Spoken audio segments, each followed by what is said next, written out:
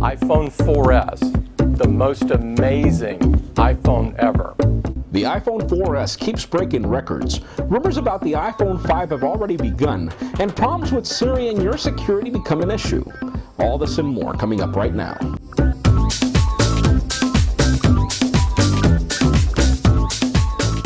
Hello everybody, I'm Jaime Rivera and welcome to the Pocketnow iReview, the show where we go through all this week's cool and the not so cool inside the world of Apple's iOS devices. Let's start this week off with the cool. If you had any doubts on how good the iPhone 4S would sell, think again. Apple sold 4 million iPhone 4Ss in just 3 days in comparison to the 1.7 million units they sold of the iPhone 4 in the same 3 days. Now remember, back then it was only AT&T, and now you get Verizon and Sprint in the mix. Many consider a lot of the features of the device to be underpowered in comparison to the competition, but it does seem like the market is showing us that specs aren't really the big thing for them in comparison to looks and functionality, aside from the experience. So sales have even ended in reservations only under low stock, and even weeks for you to get the device. And well, pre-orders have already begun in 22 more countries, so make sure you pick yours up while supplies last.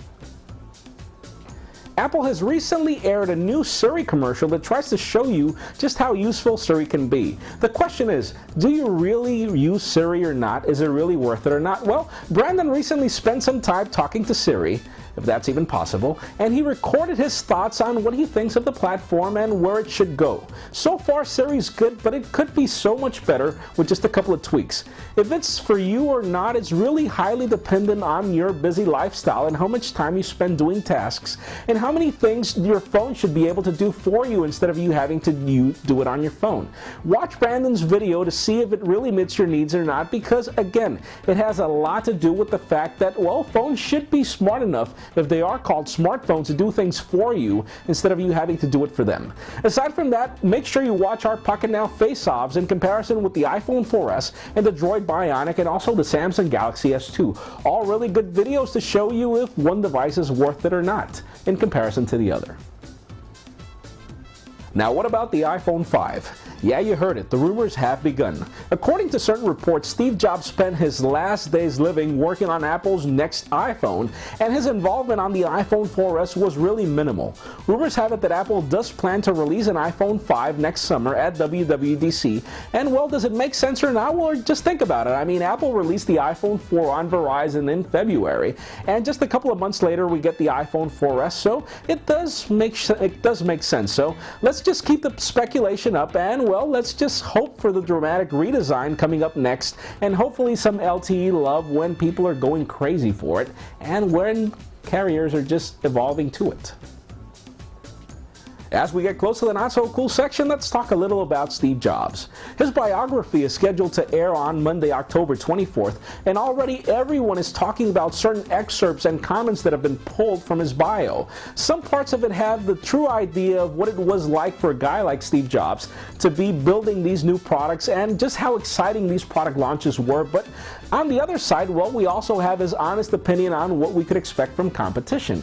And one of the points, for example, was the fact that Steve said that he was going to destroy Android because it was a copy product. And well, if you remember Android and what it was before the iPhone was released, you remember that video with Sergey Brin coming up from Google and talking about Android. You saw a non-touch device that they were trying to build, and eventually we see the iPhone come to town, and then Google delaying Android's product launch because they were working on more things, and you end up with something that looks a lot like the iPhone. So Steve could be right in the fact that some products were copied and some things were copied from iOS, but then again, a lot of the things that Android brought to the table were different. So there's a lot of really interesting stuff coming up from this bio, and you can bet a lot of us have already pre-ordered it. So just make sure you watch our recent tribute to Steve Jobs if you didn't catch it recently. And well, a lot of things are history already, but again, this just gives you a perspective on how things were on Steve's mind and how we could expect Apple to react to competition in the future, because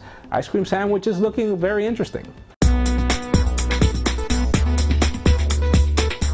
That does it for the cool. Let's continue on with the not so cool. As much as many naysayers consider Siri to be overrated, we call it to be a hit because it's the only feature that actually sells the iPhone 4S. If you compare it to the iPhone 4, there are a lot of specs bumps, but still Siri is really the breakthrough here. And now, well, you can see that the iPhone 4S is selling a lot better than the iPhone 4. Now, the problem is when you match security issues with Siri, because recently it was discovered that if you have a locked iPhone, Siri can actually unlock your password and actually allow you to access the phone or at least access certain tasks like making phone calls. So it's not really locked, is it? Now, before you wait and hold your breath for Apple to fix that, just go into settings and go into the security portion of your settings and just disable the Siri reaction when your device is locked, because it's actually a feature that you could turn off. A lot of people are making a lot of bundle over Siri doing this, but still, you can choose to turn it off if you want, so make sure you just turn it off if you consider it a problem for you.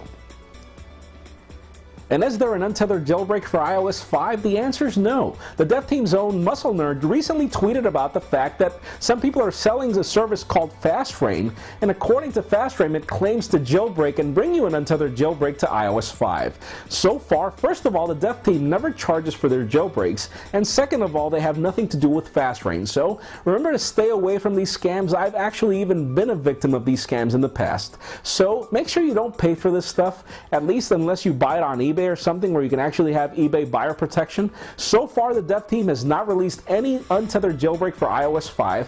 Whenever they do, you make sure we'll find out and we'll tell you about it in our next video probably. That's it for today's show. Thank you very much for watching. I'm Jaime Rivera. Remember to give us a thumbs up if you liked what you saw. That's it for now.